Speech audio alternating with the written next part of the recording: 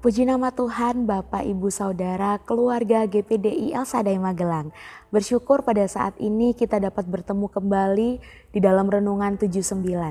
Mari terus mengalami pertumbuhan dengan Tuhan dalam 365 hari yang mengubahkan hidup Anda. Puji nama Tuhan, Bapak, Ibu, Saudara, kita patut mengucap syukur karena pada saat ini kita akan kembali belajar bersama-sama untuk merenungkan kebenaran firman Tuhan. Dan kita akan bersama-sama melihat di dalam kitab Wahyu, pasalnya yang ketiga, di ayatnya yang ketiga. Saya akan membacakan untuk kita semua dan Bapak Ibu dapat menyimak di Alkitab masing-masing. Demikianlah firman Tuhan. Karena itu ingatlah bagaimana engkau telah menerima dan mendengarnya. Turutilah itu dan bertobatlah. Karena jikalau engkau tidak berjaga-jaga, aku akan datang seperti pencuri. Dan engkau tidak tahu pada waktu manakah aku tiba-tiba datang kepadamu. Puji nama Tuhan, Bapak, Ibu, Saudara yang dikasihi oleh Tuhan.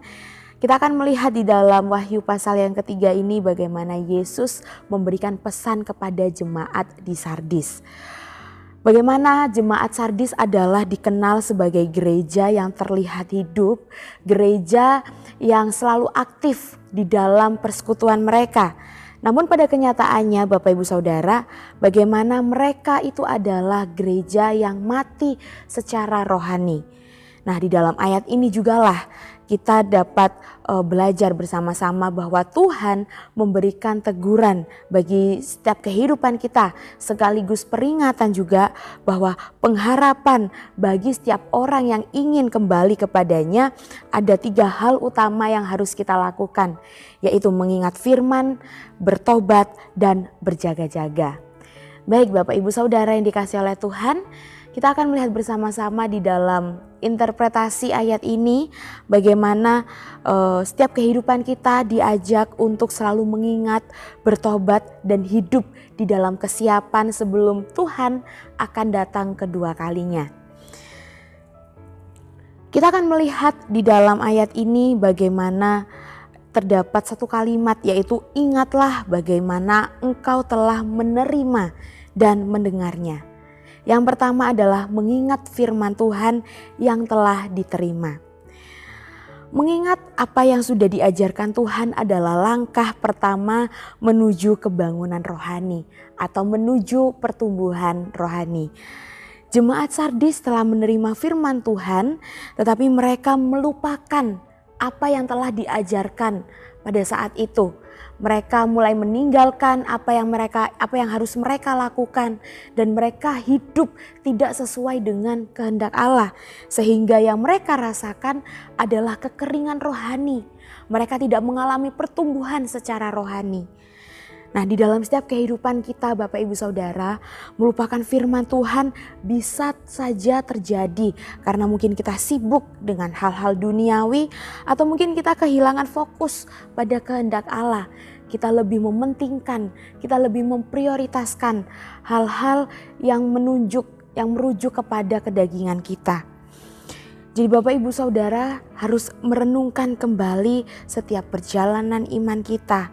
Apa yang sudah Tuhan ajarkan dalam setiap kehidupan kita. Apakah kita masih akan terus setia, masih akan terus taat untuk menghidupinya. Lalu jangan hanya mendengar firman Tuhan saja, tetapi setiap kehidupan kita harus melakukan, harus mempraktekkan, menerapkannya di dalam setiap kehidupan kita sehari-hari. Dan biarlah firman Tuhan itu menjadi pedoman setiap kehidupan kita sehingga kita dapat terus bertumbuh, dapat terus berakar di dalam kerohanian kita. Lalu jadikan membaca dan merenungkan kebenaran firman Tuhan adalah sebagai kebiasaan gaya hidup kita sehari-hari.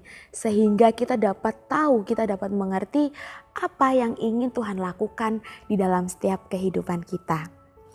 Lalu yang kedua adalah turutilah itu dan bertobatlah. Di sini Tuhan menuntut kita di dalam poin yang kedua adalah menuruti dan bertobat. Ketaatan Bapak Ibu Saudara adalah bentuk iman yang sejati. Sedangkan pertobatan adalah keputusan untuk meninggalkan dosa dan kembali kepada Tuhan. Tuhan memanggil setiap jemaat Sardis untuk bertobat.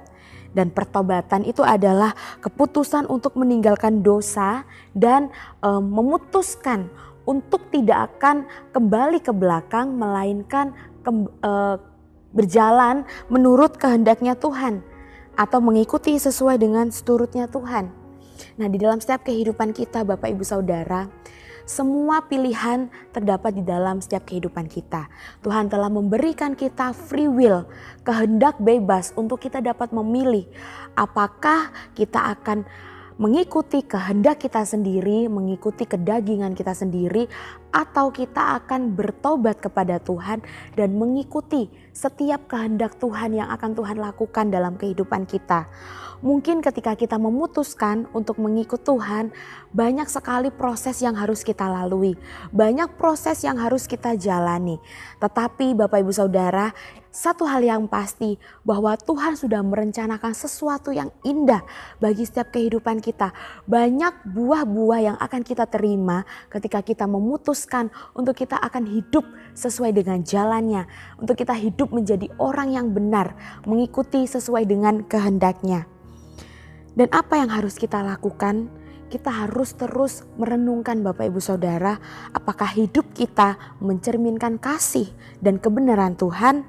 Dan bertobat ketika kita mengubah arah hidup kita, berarti kita memilih untuk hidup kudus di dalam Tuhan dan meninggalkan dosa kita di belakang. Selalu taatilah kebenaran firman Tuhan dengan sepenuh hati, meskipun itu tidak mudah atau meskipun itu tidak nyaman bagi setiap kehidupan kita. Percayalah, ketika kita menabur baik, menabur sesuai dengan kehendak Tuhan, maka kita akan menuai buah-buah yang datangnya dari Tuhan. Lalu di kalimat selanjutnya adalah, karena jikalau engkau tidak berjaga-jaga, aku akan datang seperti pencuri. Di poin yang ketiga ini, kita harus hidup berjaga-jaga. Kehadiran Tuhan adalah kepastian, tetapi waktu tidak dapat diprediksi Bapak Ibu Saudara. Setiap umat manusia tidak dapat memprediksi kapan Tuhan akan datang ke dunia ini. Kapan Tuhan akan hadir kembali yang kedua kalinya ke dalam dunia ini. Kedatangan Yesus itu adalah sebuah bentuk harapan kita bagaimana kehidupan kita dipanggil untuk selalu berjaga-jaga. Hidup berjaga-jaga itu berarti hidup dengan penuh kesadaran penuh bahwa setiap hari adalah sebuah kesempatan untuk menyenangkan Tuhan. Jadi kehidupan kita telah diberikan kesempatan untuk Tuhan bagaimana kita dapat bertobat kepadanya. Kita dapat hidup kembali ke jalan yang sesuai dengan kehendak Tuhan. Kita tidak diizinkan kembali kepada masa lalu, kepada dosa-dosa yang sudah kita tinggalkan. Kita harus kembali ke jalan bagaimana Tuhan telah menentukan jalan-jalan bagi setiap kehidupan kita.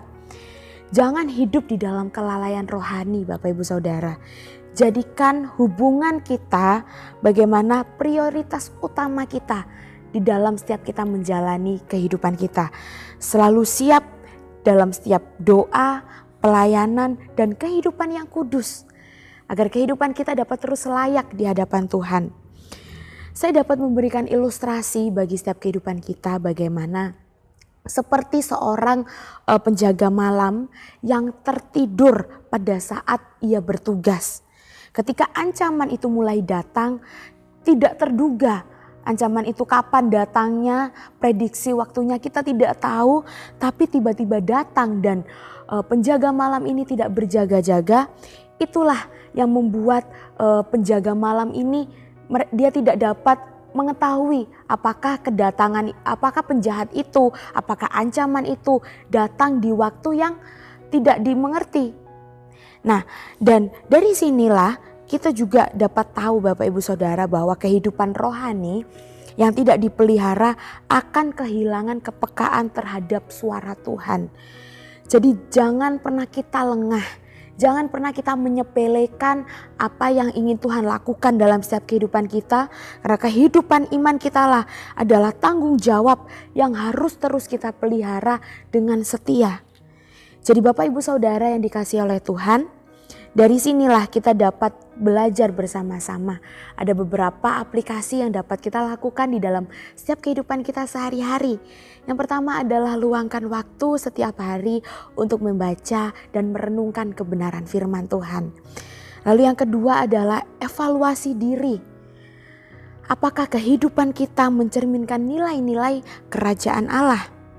Lalu yang ketiga adalah tetap aktif dalam komunitas iman kita untuk dapat saling menguatkan dan untuk dapat kita saling mendukung, mengingatkan satu sama yang lain. Dan yang terakhir adalah jadilah terang di dalam dunia ini, hidup menjadi saksinya Tuhan, itulah yang paling utama di dalam setiap kehidupan kita.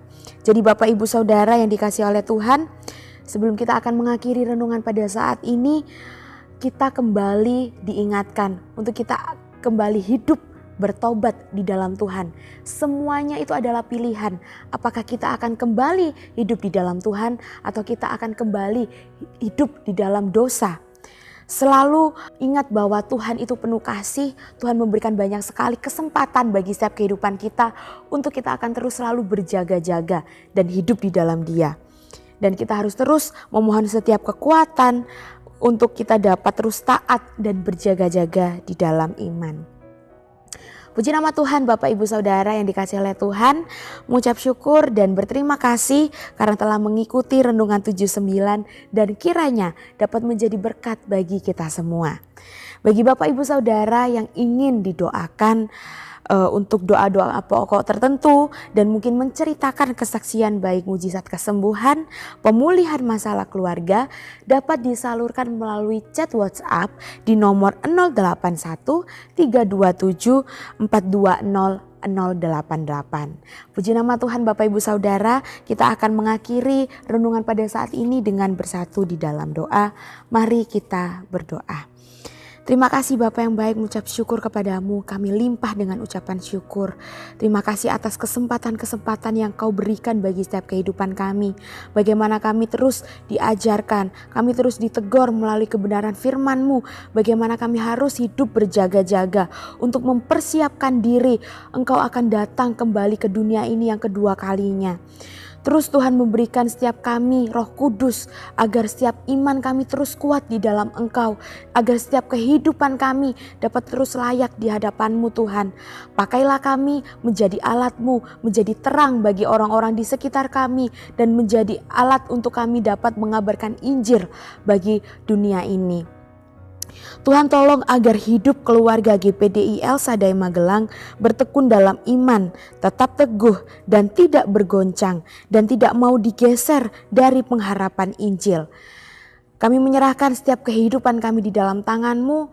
Kami menyerahkan hanya dengan satu nama yang ajaib, yaitu di dalam nama Tuhan Yesus Kristus. Kami telah berdoa dan mengucap syukur. Haleluya. Amin.